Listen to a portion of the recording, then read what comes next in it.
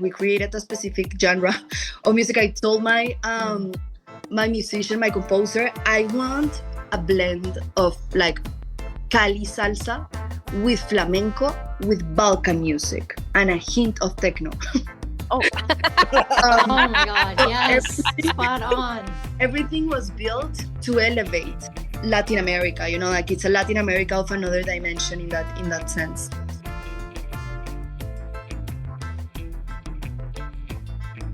Welcome to Bitch Talk. I'm your host, Erin. And I'm co-host Ange, aka Captain Party. And for more than 11 years, the show has celebrated underrepresented voices in pop culture and beyond.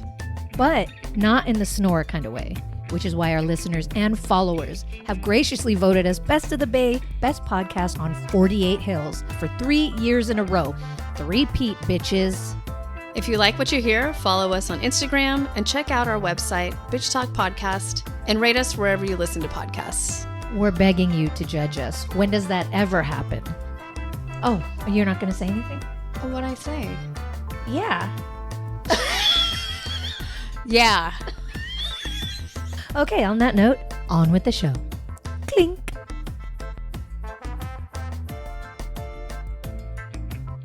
All right, this is our second Sundance 2025 episode, and we're bringing our listeners international with this one, from the mountains of the Philippines to the clubs of Colombia. This is a really very colorful international set of interviews. Yeah, I want to say, first of all, I'll repeat this. Now that we've done a lot of film festivals, I think my favorite genre now is a short film. You can succinctly tell a story in, I think it's like a 30-minute timetable or less. It's beautiful. So Vox Humana is a gorgeous film that makes you think a lot about humanity. And the filmmaker and the producer are young people. And I'm so glad that they were accepted to Sundance. And for Reigns Over Babel, another young person making a beautiful film, full-length feature, and so imaginative. So you've never seen either of these stories. You've never seen anything or any story being told in this way. So in the ways that they thought about it. Yeah. Yep. I'm just excited for their futures. And not only that, like, go watch international films. Like, there's some really exciting, unique voices. I think we close off a lot of barriers when we get scared by subtitles and things like that. Correct. Yeah. And for the second interview, Reigns Over Babel, we will be joined by our honorary bitch, John Wildman of Films Gone Wild. I hope you enjoy these interviews. All right, Bitch Talk, we are here at Sundance 2025 to talk about one of the more stylistic, beautiful, and interesting short films that we've seen in a while. It's called Vox Humana, and we're sitting here with two people in the crew, and I'll have you introduce yourselves. Let's start with our director here. Can you tell the audience your name and what you did on the film? Hi guys, my name is Don Josephus Rafael Ablahan. Sorry, I know it's long, but you can just call me Don. I am the director and screenwriter of Vox Humana. And my name is Hannah Skierbeek. I'm the producer. Okay, great. Thank you. And Don, we'll start with you. Can you introduce our audience to the film? Sure. Well, Vox Humana is a film about a group of policemen who find a naked wild man in the forest after an earthquake, and they hire a zoologist in order to speak to him because he does not speak their language. He speaks an animal language. So it's this, melancholic, mysterious detective Western sci-fi-ish film that just explores these people's lives and sentiments about natural disasters and their place in the world. First of all, I want to say I love seeing these young faces on our screen. Y'all are doing it, and so glad you're at Sundance. Thank you. You're welcome. I want to talk about the location, the first location that we see, and it's gorgeous, it's beautiful. And how did you land on? I don't know if I'm saying it correctly, but Cordilleran Mountains. Yeah, I mean it's a larger mountain range, the Cordilleran mountain range. So it's this region in the Philippines that's mostly indigenous, and I I am an indigenous person myself from the Ifugao tribe, and a lot of the indigenous northerners live in this area in these mountains, sort of you know everywhere in different places, but they all sort of congregate in the big city of Baguio, which is kind of like the more popular destination in the north. It's a metropolitan urbanized city where people from the south also come, and people from the north also seek to find opportunities in life. So this is the area that I grew up in. I'm from the town called La Trinidad, which is just adjacent to this big city of Baguio. And yeah, we shot most of the film in this area. It's gorgeous. Yes, we scouted to answer your question about the opening scene, the mountain. We scouted many different mountaintops, and we did a lot of hiking during our pre-production, looking all around the area. And we landed on this one because there's just some good feeling that we all had when we reached the summit. And it was also quite magical because during that time of year, it's very sunny in the Philippines, but we'll get moments where the fog will roll in and we're basically encompassed in a cloud because of the elevation we're at in La Trinidad. So it was kind of a special place because we knew that the weather would be changing the whole shoot, and we were just at the mercy of whatever the weather will give us for that day. So we didn't use any lights or anything artificial on the mountain. It's just really what you see is whatever we got while we were shooting that scene. Oh, I love that. Well, Mother Nature was definitely aligned with your shoot, especially on that really foggy day. I was just like, oh, this is gorgeous. I thought maybe you added fog or something, but to hear that that wasn't planned was, wow, it's really special. So I do have to say, so Aaron and I, we're covering maybe 14 films at this point for Sundance. And what I'll do is, I have 3 hours. Let me watch as many as I can. So when I started watching Vox Humana, and I was like, is that Tagalog? And I got so excited. I had to pause and be like, wait a minute, what is this film? So thank you. I'm Filipino as well. I'm always really excited to speak with Filipino filmmakers, see stories about the Philippines. And this one in particular, that I just felt this real big homage to our indigenous ancestors, who not only do they not get spoken about, but they're cultures that are being lost slowly. So it's so important to tell these stories to keep these cultures alive. So can you talk about why that's a forefront for you as a filmmaker as well? Yeah, I mean, that's really just the type of films I really want to make because, I mean, I frankly don't really see much about it in modern media, like how indigeneity is being spoken about in the Philippines, and not just in the context of our past, of history books of how we've been treated and yada yada yada. We all know the history, right? But I'm really interested in showing the present, how modern indigenous youth in the Philippines sort of traverse and place themselves and map themselves in the world that they live in today, that is full of modernity and changes and really rapid changes that, I sometimes wonder how can an indigenous person kind of take in all of that, you know? So I myself as a director who's experiencing this type of recoil, like viewing my future, my culture from my own eyes, like how can I make that be felt in cinema? So yeah, I mean, not just using indigenous bodies as a forefront of the film, but indigenous landscapes as well. And I don't know, just placing them in unique situations and building a world with, fellow indigenous artists and actors and crew and making something out of it. I do want to talk about casting because we have to. But the title role of Esther, can you talk about that actor and her background in dance, because she has to have that, the moves, how low she gets to the ground, the feeling that you get watching her is so impressive. And was that part of how you wrote that script? You wanted someone that could kind of be an animal, really. Yeah, I mean, a lot of the writing also evolved because I found Sasa. Sasa Cabal Quinto is our actor for Esther, and she's just amazing. She's a Buto practitioner, dancer, movement artist, all of that cool stuff. She was referred to me by a cinematographer friend named Genevieve Reyes. Shout out to Jen. She's super cool for suggesting me her friend, Sasa, who's now, a close friend of mine as well. And she developed the character with me. I wrote alongside the process of making the film, and it kept changing and changing. And as I'm observing her work and how she feels about the world, I changed the character here and there as well. So I was in a constant, conversation with how she works and how I could observe her, and the character really became her as much as she became the character. Um, so yeah, I mean, her process is definitely unique. I wish we can pull her in this interview so like we can hear about more of her background, but she's already very talented well before Vox Humana.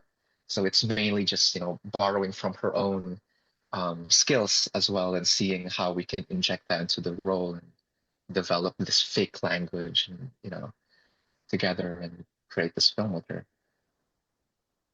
Yeah, so I referenced the stylistic quality of this film, and more so than any other short film I've seen in a while, the audio, the sound is so important. I mean, even one of the main characters is an audio technician in the short film. But can you talk about how you incorporated sound, little crinkles here and there to add intensity and style to the film? Yeah, well, I mean, the main character, not the main character, but the character who does the sound, Emiliza, who actually has the same last name as you do. Me? Yeah, Yes, Emiliza Tabora. My Tabora. I was cousin. like, okay, yeah, your Okay. cousin. Where are the residuals, cousin? That's awesome. Yeah, I mean, she's also a musician. She loves singing and playing music, and she also is an artist. She's painting. She's a painter as well. So I don't know. I think building this character was my way of sort of projecting my own self into the film as well. Because I mean, we share the same identity. She's Igorot Bisaya as well. Just it's the same mix that I do. And I'm someone who wanted to do music originally for a career. So, as a musician, I was really, I really wanted to listen to the world and the stuff all around me. So building her character was sort of just building or, taking from my own identity as well. But, her behavior as a sound artist was borrowed from our actual sound artist in our set. His name is Nicolas Varela, and I've worked with him in the past before, and sort of observing how he works, how he gets really enamored by objects and textures and just goes off by himself and starts, recording random stuff. Yeah, I was really inspired by his behavior and just his fascination for sounds in the world. But also our post sound artist, his name is Henry Hawks. He designed the sound world in post. I used to make music with him as well. So, treating the whole film as kind of like mixing an album in a way. So yeah, I mean, I love working with our two sound artists and sort of taking inspiration from them and from our actor, kind of really built this character really well. Hannah, I wanted to ask you, it sounds like you've been a part of this project since the beginning or pretty early on. I want to know, I know it's already screened in the US, is in Chicago, is that correct? Yes, that was the premiere.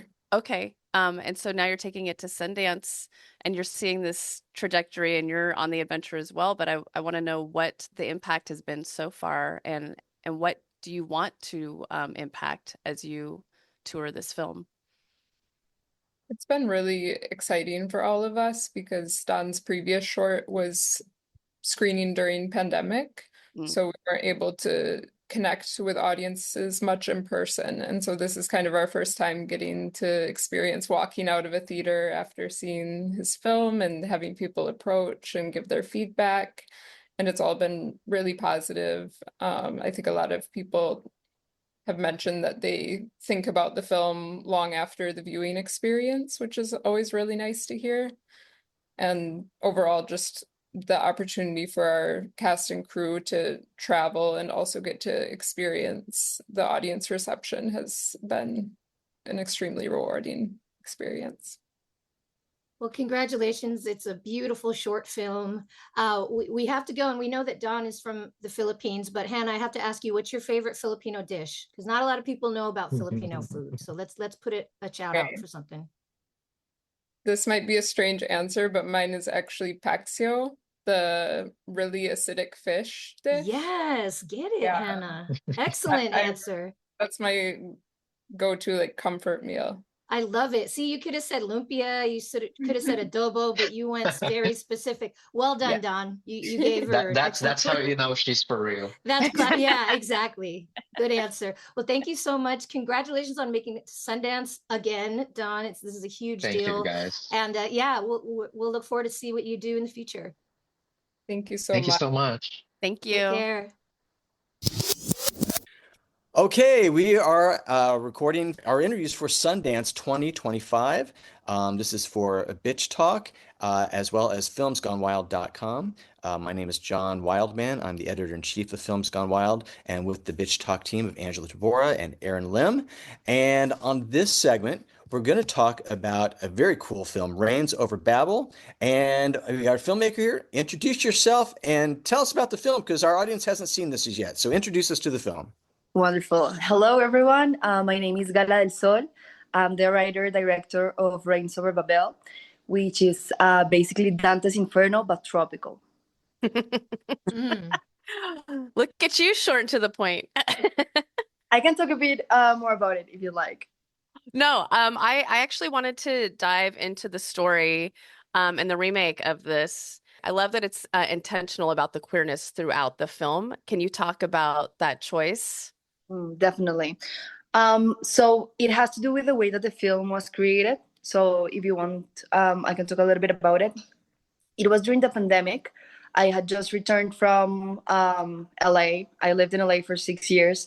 And 2020, my parents thought the world was ending. So they got me into the last flight that reached Colombia before the airport closed. And we didn't know whether I had COVID or not. So I was locked in my room for 20 days. I did theater since I was 4 years old. So I was going nuts, and I called up a friend who still moves in the theater circles of the city. And actually he gathered a group of very talented young actors with whom I started to work with through video call, but without thinking that this was going to become a film. We were just counteracting the existential crisis of the pandemic. And then one of the exercises was a character creation exercise that, I told them to create a character that they've always wanted to play, and to create a character that will help heal something within them. And it's really how everything got started. When we started doing improv exercises in person, and that's when I saw themes, that kind of follow through different characters, and I got inspired to write the script through that. But in regards of the queerness, it's literally the reflection of us. We were all between 20 and 25 at the moment. And we really asked ourselves, what's the kind of movie that we want to watch? And what's the kind of movie that we haven't seen in Latin American cinema, no? Mm-hmm. So it's the natural reflection of this group of 20-something-year-olds creating during the pandemic, and without thinking that this was going to become an actual feature. We were just having fun. And naturally, those were themes that were relevant to us. Which is, I believe, very honest to our generation. And yeah, it also infuses the film with a raw emotional energy that helps drive the narrative forward in that sense, no? Yes, thank you. So Gala, we watched a lot of movies, and I've never wanted to be an extra in a film so badly as I have with this one. From the costumes, the hair, the dancing, the vibrancy of, from the opening scene, I was just hooked into this world. I didn't even care what happened. I'm like, I'm in on this ride because it was so beautiful. And I read that this was sort of your love letter to Colombia, specifically Cali, which I visited many times. I love Colombia. So can you talk about your inspiration for this world and just how every inch of the screen is just enveloped in it? Definitely, yeah. I say that the style is retro futuristic tropical punk. Uh, Yes. Programmer, she said it was tropical steampunk, and I Mm. love love it. I'm a huge fantasy nerd, and I love Colombian magical realism, Latin American magical realism. Like when I was a child, I used to think like it would be so cool to explore magical realism in cinema, because like traditionally it has been, like Latin American cinema has been very social, very political. Obviously not to generalize, but like a lot of it, the films that really get out there into the world, you know and we have so many stories. I just I when I woke up today, I was just showing my DP, who's next to me, an article, that this guy fell off the 11th floor of his apartment building and survived because he landed on the like plastic roof to cover the entrance of the building, and he was like drunk, and he didn't wake up till the police came, and then he was like, oh, what happened? So I remember waking up when I was a child to go to school. And while I was having breakfast, my mom will put on the news, and we had the weirdest stories come on TV. So it's something that it's like real, like Latin America is constantly right at the edge between reality and fantasy. And I just thought it would be so cool to explore that through film. It's not explored enough. And of course, what we did is, like the actors, they brought stuff from their lives, and so the characters are very real in that sense, and very honest. And then what I did is just mixing this with this kind of like Cali. My city is called Cali, of another dimension, where we explored mythological characters mixing with very real people. So we have death personified as La Flaca. We have El Boticario, who's the devil. We have his wife, who's a guardian angel, Erato. No, um, and it's kind of like a fun mix of that, just playing, yeah. And of course it previews what I want to get into, which is the production design and color design. But before I talk about this and ask you about that, I do have to ask, did three-quarters of your budget go to the cigarette budget for this film? Oh, It was actually real fun because the actor, he kept designing like cigarettes and cigarette boxes for each character, which was really fun. Like some of the characters smoked fake cigarettes, some smoked real cigarettes.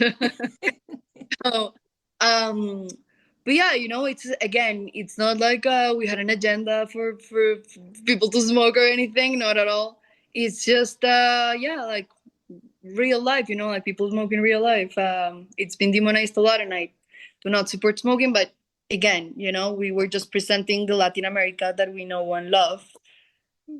I just found it hilarious. Of course, obviously, we frequently, when we're talking to filmmakers, we're usually talking with filmmakers that had very limited budgets to work with, and I'm a filmmaker myself, and so I'm always hyper conscious about how, what I thought this film was able to pull off on what they were able to spend on it, and so I'm like watching this going, holy crap! I mean, where did the money go? Because it all went to the cigarettes. Jesus. But but now let's talk about production design, because it's just brilliant. It's gorgeous. As Angela said, it's vibrant. It's lush.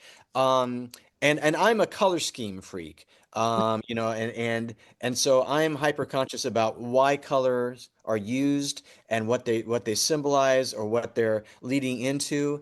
And sometimes it's very, very intentional and thoughtful, and sometimes it's accidental and it just brilliantly works. But I Mm. would like for you to talk about, because it is so amazing and just washes over you as you watch this. So talk about the use of color. Thank you so much. It was very much intentional. Stan, do you want to come over and talk about it? My cinematographer is right next to me. No, it was very much intentional for sure. We wanted a colorful world, a very tropical world, but with neon vibes, That's what we were going for. One of the big references was Wong Kar-wai's filmography. So it's kind of like, how can we make Wong Kar-wai tropical? You know, how can we turn that into Latin America? Emir Kusturica as well, the Yugoslavian filmmaker, was a huge reference. Suspiria as well, you know. So we were just trying to create a world again that felt, like slightly otherworldly, you know. That okay, like I could believe this can happen in Latin America, but it's just slightly otherworldly, you know. Like again, playing with that line where fantasy and reality blend, and everything in the film is built intentionally for that. The sound design, the music, like what I told my incredible collaborators is, let's not copy reality, because I like reality is great, you know, but it's just like we want to watch something different in films, right? Like films should elevate reality, not copy it, or at least the kinds of films that I like. So everything again was built to create that sense of otherworldliness that will allow the audience's mind kind of like to flow freely, you know, because it's such a weird movie in a way. So we wanted to kind of like open the knob of sense of wonder, basically through that through the cinematography, through the production design, through the sound design, through the editing, through the music. Like we created a specific genre of music. I told my my musician, my composer, I want a blend of like Cali salsa with flamenco, with Balkan music, and a hint of techno. Oh, Oh my God, so yes, spot on. everything was built to elevate, kind of like the like Latin America, you know, like it's a Latin America of another dimension in that sense. Oh, Gala, I want to see just the Venn diagram of your brain. It's just there's so much in there. It's fascinating. Another thought that came up while I was watching the film is like, so we're following, I think it's 4 main storylines, but Yeah. 4 different character storylines, and of course they're dealing with death and the devil and life and death, which are things that we are typically obviously very afraid of as humans, but it's really our own inner demons that we should be afraid of that sort of lead us to these sort of consequences. So it's kind of like this weird thing that I was facing after watching your movie and questioning, like, what is more scary? It's our inner demons, right? That's the real demon. That's I mean. You know, very interesting because during the pandemic, I met with an exorcist priest, and he said to me something that seeped into the story, which was, you know why you are here in this material world? It's because we feel guilt. He's like, we think that we are not worthy of God's love, you know. We have something inside of us that we have not forgiven, you know, and that's the majority of people. We have something like some sort of like scar, you know, that we haven't fully healed, and we're here to heal it, you know. So he was like, what keeps us trapped is our own guilt, you know, having not forgiven ourselves for whatever reason. And all of the characters in Babel, they have that, you know, they feel guilt out of something. Jacob, you know, feels guilt because he feels that he's betraying his parents, and by being a drag queen, right? His dad is a Christian pastor. Well, a Christian of another dimension. We like grabbed a bunch of references and created like its own thing. A Venn diagram, if you will. Another Venn diagram. He feels that he's not up to his dad's expectations. Uma abandoned her child. Dante, you know, he felt that he couldn't live enough with his beloved, and that's why he's like gambling with La Flaca. Monet, you know, like he feels that what he did wasn't wrong, and he starts realizing that it was, and of course falls in love with death personified as because he's a poet. There's a writer called Rafael Chaparro Madiedo in Colombia. He's very underground. He died already, but he has a book that I would love to one day adapt into film. It's called Opium in the Clouds. It was a huge reference for me, and it's kind of like stream of consciousness, and it's so free. And I really love films that are free, you know. I love the films of Jean Cocteau, of Emil Kusturica, of Jodorowsky, you know, that they're not afraid to do things differently, you know, and to just like kind of like fall away from like traditional, you know, like narratives. And so, like, for example, Babel, it's really constructed like an upside down triangle. We have all these characters that each of them does have their own hero story, hero's journey, but they begin mixing through those 24 hours till we get to Babel, and that's where we have the climax of the story. But yeah, you know, like the way that it's told, my goal was for it to feel like a lot of it was stream of consciousness, you know, to kind of like be on a ride where not everything needed to make sense. Like, why does it have, like, you know, like, why would it? So yeah, I was just like playing with that. Chaparro, in his book, he often never uses punctuation marks, because why not? Like, for example, in Babel, like, why not have a talking salamander?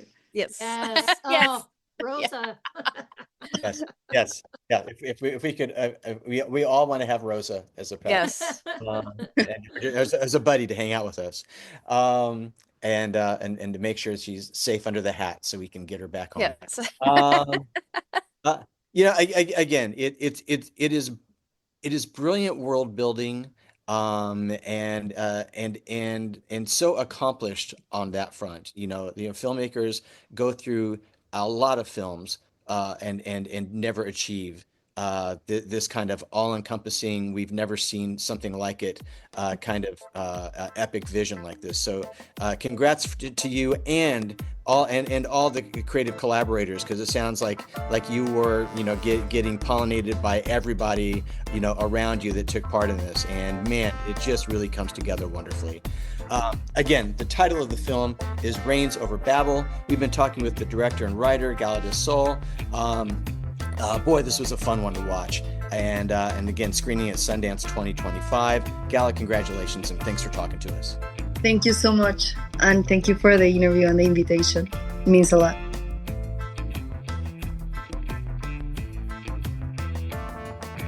Thanks for joining us on today's show. You can find more information about this episode in our show notes. If you're missing us, you can visit us at bitchtalkpodcast.com to sign up for our newsletter and buy us a cup of coffee. Did you know we're also on the radio? You can find us at bff.fm. And lastly, rate and subscribe wherever you listen to podcasts. All the cool bitches are doing it.